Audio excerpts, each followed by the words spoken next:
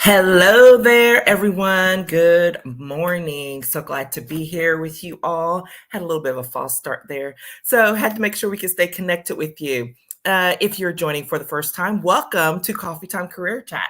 My name is Patricia Hayes. I am executive advisor, career empowerment coach, and authentic networking strategist. And what that means is I help people who are trying to get to the next level in their careers and their business by making sure that they are leveraging their professional relationships purposefully and in aligned with their integrity and values, so that they can achieve the success that they are looking for. So that said, we are talking about all things how to share the love with your network this month.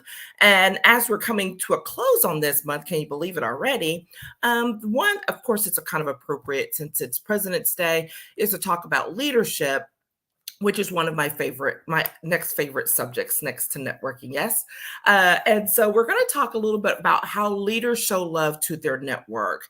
And this came to me just because of there's just certain things that leaders kind of, for lack of a better word, are obligated to or should be engaging in when it comes to making sure that they show some love, that they are showing some care to and with their network.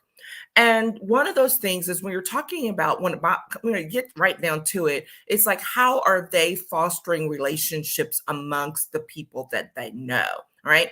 And so that's where we're going to get to.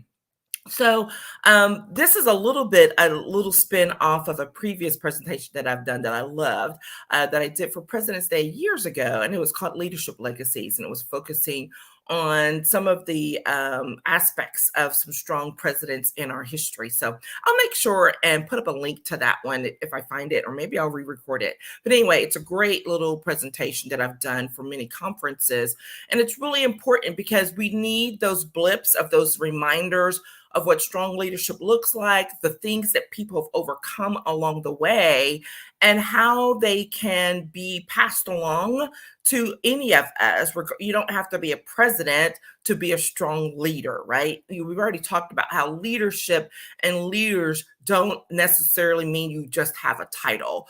Strong leaders can come from those people who are willing to step forward, to guide, to correct, to support and motivate others, and to do so with trust so that they will follow them along the way to whatever needs to be done next, right? So you can be a good, strong leader in your community, in your family, in your friend group, all of those things. So as we're moving along and thinking about that, one of the things I want to make sure is kind of what I hinted at already, which is that leaders have duties and responsibilities to honor.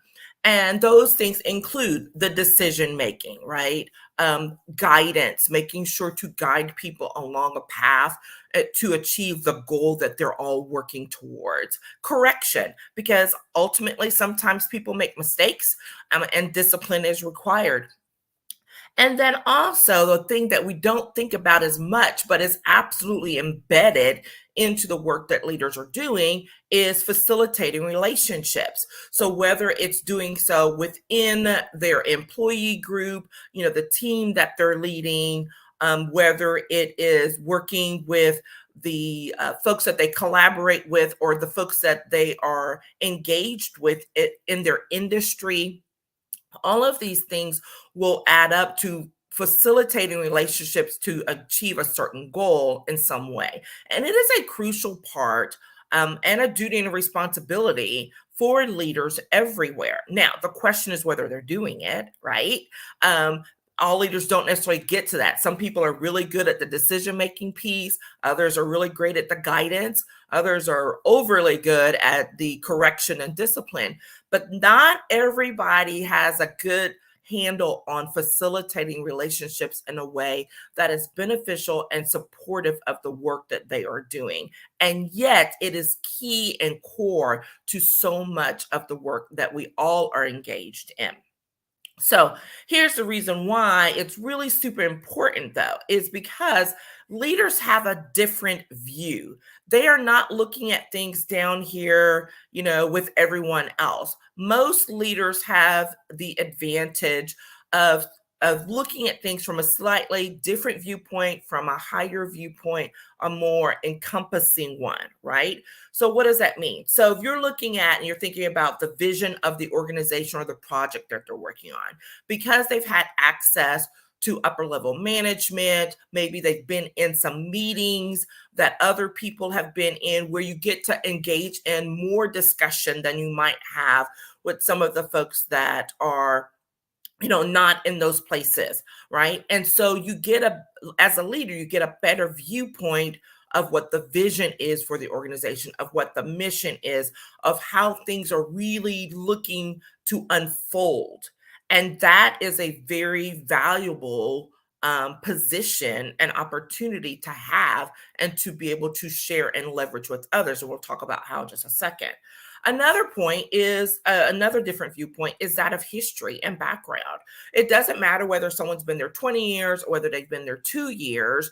In general, you get at the very least a very quick history lesson when you come on board with an organization. You get exposed to some behind the scenes, some of the things that are good, some of the things that are not so good, that may not be that everyone may not be privy to. Everyone may not have access to that information, to that history, to that background. But as a leader, you do, and it becomes a part of how you can make decisions, inform others, take action. I know that, there were many times in some of my previous positions where I was making decisions or taking actions that to my staff, some of them, it didn't look right and it didn't make sense. And they were highly irritated, right? Because they're like, well, what are you doing? This doesn't make sense to us. And we don't think you should be doing that. But the reality is, I had information that they did not have. And I also could not share it because maybe it was sensitive. Maybe it would have put some other, people or politics of things in a bad light. However, I did have that in order to inform my decisions. And so I had to ask them to trust me on what the action was that I was taking because I was acting in accordance with information that I had. Okay. A third reason is that leaders have a different view is they are made aware of the needs of multiple people, of a larger group of people. So while you and I might be sitting here and we could have a conversation and know what, I can know what my needs are, I can know what your needs are. But once you start involving 2, 3, 4, 10 other people, you may not know all of that about each of those people, right? But someone who is in a leadership position, who's in a position that has access to a larger group, and where, let's say, people are either coming to them to confide in them about information or about situations, or maybe because of, professional reviews or input that are received from other people in the organization, this leader has information and insight on multiple types of people and their needs. Now, what does all this have to do with showing love to your network as a leader? Well, everything. And it leads back to that piece that I was talking about, which is being able to facilitate relationships. Because as a leader, who has this different viewpoint that's encompassing all of these different aspects and knowing the responsibilities and the duties that they have, with one of them being this facilitation of relationships, leaders get to have an opportunity that is unique to them that everyone else may not have. They get to utilize and to have access to all of that information, to all of those opportunities, and to then know how maybe we can match this person, we can match A person with B person with C person in order to get this done, right? And all of that information comes together with an opportunity to leverage and to foster relationships in a way that others may not have. right? So, because of their view and their knowledge, they can leverage these relationships. They can pull the right ones together. They can know who to talk to about who should be collaborating on a project, who should be working together to foster a partnership with certain projects and things like that. A lot of times people come and they see collaborations in works out there. They see partnerships that arrive and they kind of like, oh yeah, they either think, oh yeah, that made sense, or how did that come to be? I can tell you, having been in some of those positions, that when you see those collaborations and when you see those partnerships together coming together, especially the ones that seem a little unusual, they're coming together because there's someone behind the scenes who has been paying attention to the people in their network and realizing, hey, A is working on a project that's similar to B, and C can augment that, and they pull them together. That is the power of a strong leader who recognizes and is paying attention to the people in their network, not just their teams, but the people that they're engaging with socially and the people they're engaging with professionally on specific projects and things like that. That's the benefit. That's the love that a strong leader can show to their network. It's that ability to pull together the right people, to dip into their network, to understand what other people are working on, and then say, hey, I think I have someone that needs to talk to you. Or I think there's someone that you need to connect up with because there's some similar interests that you have. Now, if you are on the receiving end of that, here is the goals. You need to say yes, right? Rarely is there something like that. When someone's bringing you something to say, I think there's someone you should meet, rarely is that something you should just say no right up front, unless you already know or you've already met with that person, because you don't know why that person, why the connector, why the leader is pulling you together. So it's worth digging into to get their perspective on why they're connecting you. All right.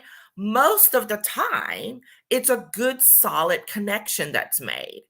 And it's one that most of the time that people would not have put together on their own, right? It's the fact that you've got this person who had this unique vision, who had this unique perspective to say, hey, I think you people should come together. Now, every once in a while, there's a bust, right? Maybe the understanding of what the work that was going on was not fully expressed. So when you get together, you're like, why are we meeting? Or maybe, quite frankly, I'll be honest, the person may have explained things to your connector, to the leader, one way, but when they actually get in the room or on the phone with you or the other person, they kind of shift gears. And that's a whole other conversation that you want to make sure that you take back to the person who connected you, so you can say, hey, this didn't work out, but here's why.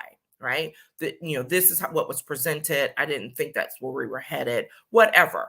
But rarely is it that you just say no, because when you accept that connection, that potential partnership, just conversation, not even the work or whatever could come of it, it shows that you're open to new ideas and to new opportunities. And this leader, this person, is more likely to share those with you as new things come up.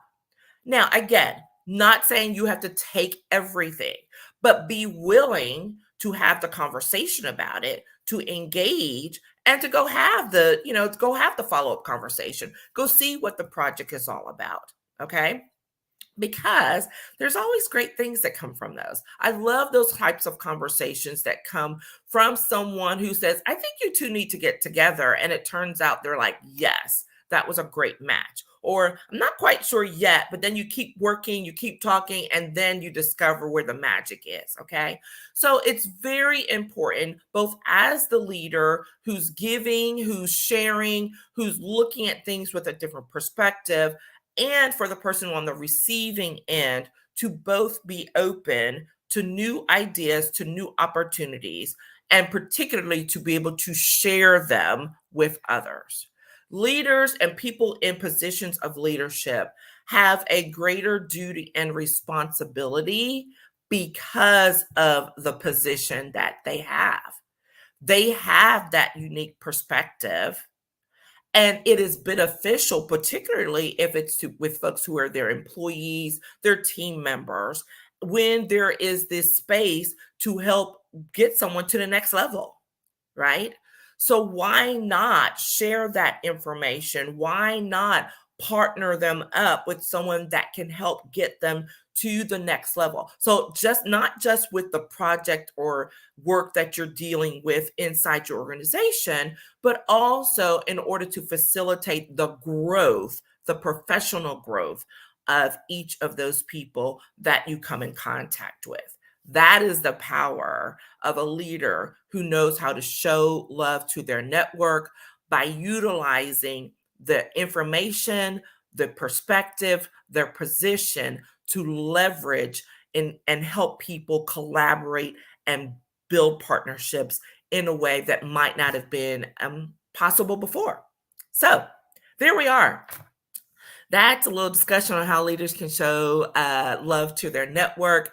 And I'm curious to know some of your perspective on that. Let me know in the comments below or in the DMs about how you, or maybe someone who's been a leader in your life, has shared a collaboration, a partnership that has been beneficial. I love hearing these stories.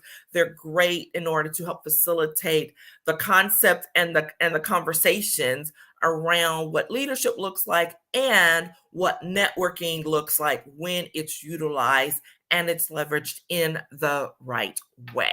So there we are. I look forward to following up with you all. Great things coming. Looking forward to further engaging. If you want and or need some additional insight on some changes or some the journey that you're trying to take with your work, I look forward to having a chit chat. Hit me up in the DMs and we can schedule a consultation conversation and see where that leads. All right. Take care, everyone, and have a great day. Bye bye.